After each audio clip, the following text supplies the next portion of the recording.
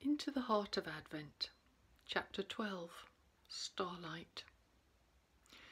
There are 3 Bible passages for us today. The first is from the NIV UK, Genesis chapter 1, verse 14. And God said, "Let there be lights in the vault of the sky to separate the day from the night, and let them serve as signs to mark sacred times and days and years." Then from the King James Version, Psalm 8, verses 3 to 4. I consider thy heavens, the work of thy fingers, the moon and the stars, which thou hast ordained. And again from the King James Version, the Gospel of Matthew, chapter 2, the first 2 verses. Now, when Jesus was born in Bethlehem of Judaea, in the days of Herod the king, behold, there came wise men from the east to Jerusalem, saying, Where is he that is born the King of the Jews? For we have seen his star in the east, and are come to worship him. There's that brief time as day turns towards evening and dusk falls, when everything shines. In summer, the colour of the flowers intensifies and glows, and their fragrance diffuses through the dying day. Now in the winter, though shadows deepen into mystery under the yews and among the pines, where stillness breathes in silence, as we walk along the paths of the park in the last of the light, every scarlet berry and every leaf still clinging gold and crimson to the naked branches of the deciduous trees, is shining. Then, as the wing of evening brushes low and the light begins to fail, I can see Venus, glowing resplendent with her lustrous beauty above the horizon to the southwest, the evening star. I know Saturn is close by her, low above the brim of the world, but I'd really need binoculars to pick him out, and they're at home. At this time of year, Jupiter is lost in the twilight, and I'll only see the warm light of Mars if I happen to wake 3 hours before the dawn. Even then, he is far from the earth just now, and hard to see.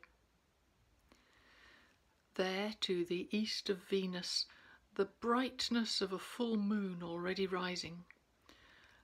And all this while, Jesus says not a word, but he is with me, and we walk together. This day has the earliest sunset of the year.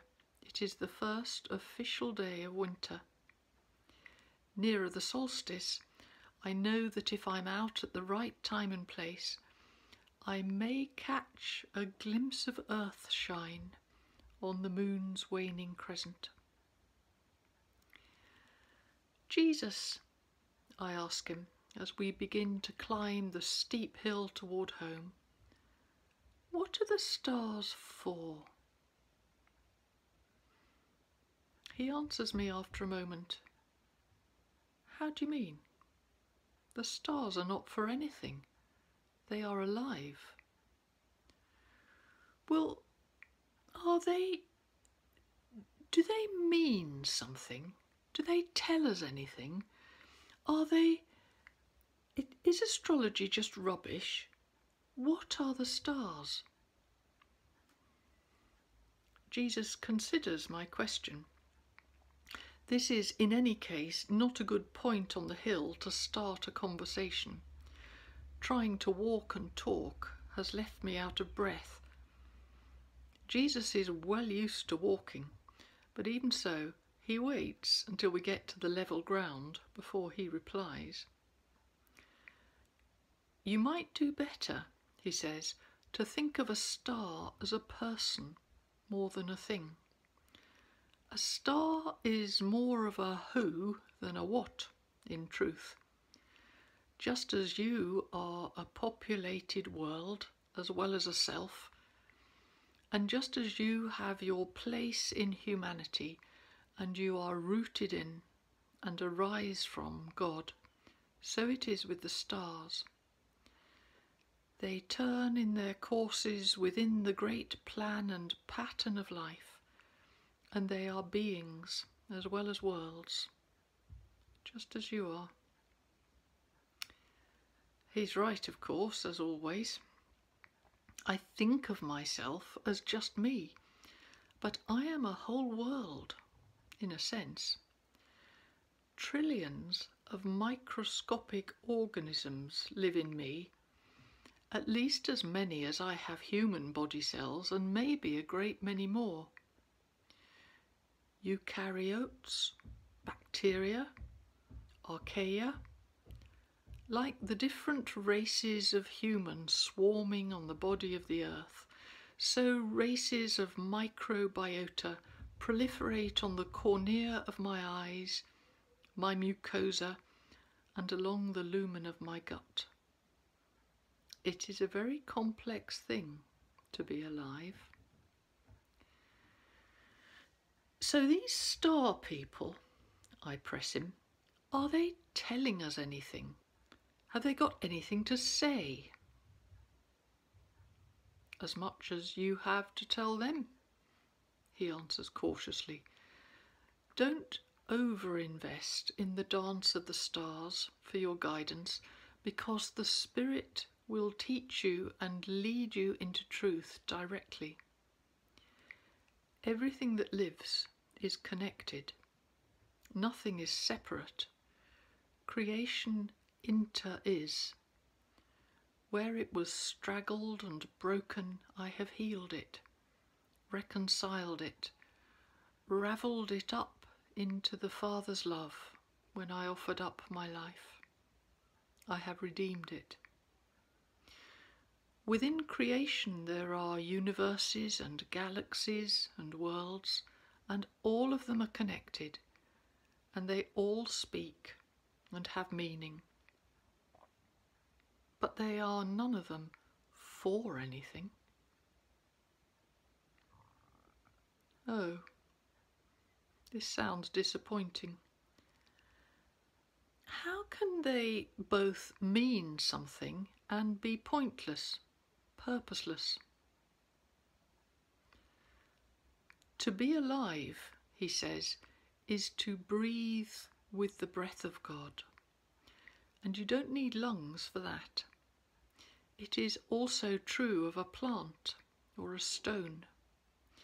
It is called into being by the song of the Spirit.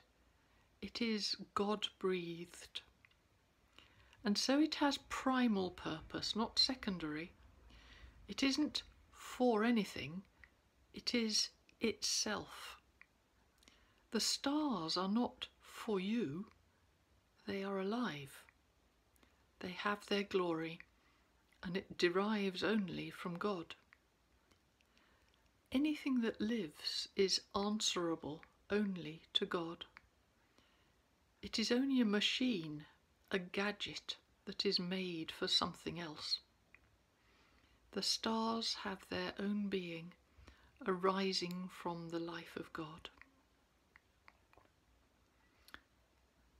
So there's nothing to be learned from the stars? I'm determined to get this clear, and it's proving difficult. They aren't saying anything as such. What? He shoots me that all too familiar quizzical glance. Yes, there is. Yes, they are. The stars are ordained by God for times and seasons. Wise men always pay attention to the stars, because all beings are connected. The truth that is found anywhere is found everywhere. As we walk up our front path through the gathering dark, I feel it, what he says. I feel the aliveness and the meaning, the intentionality of life. If I had to put a name to what I sense, I'd call it joy. I'd say it is singing.